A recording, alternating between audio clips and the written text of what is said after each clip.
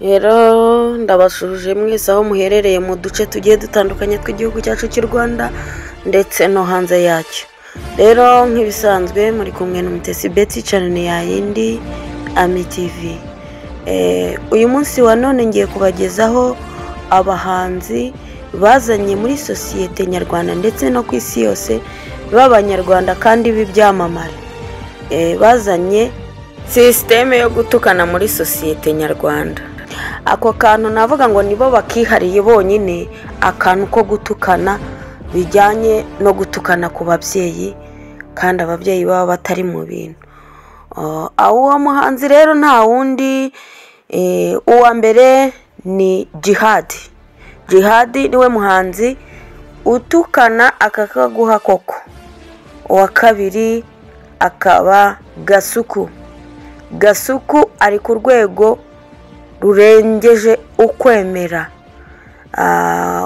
Ikindi cyamamare gikomeye kitukana ku rwego ruri hayi, DJ Brian.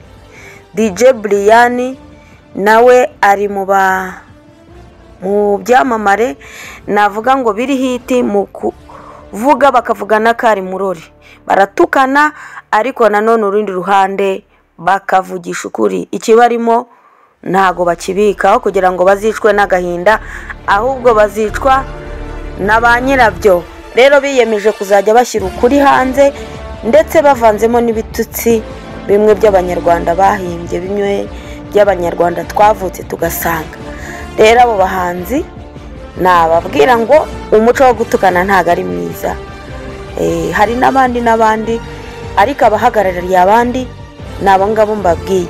Uza ku mwanya wa mbere ni Jihad, wa kabiri Gasuku, wa gatatu DJ Brian.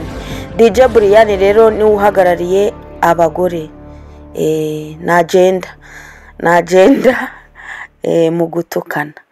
Nababwira ngo Imana y'amahoro ikomeze iduhana umugisha. Ciao ciao.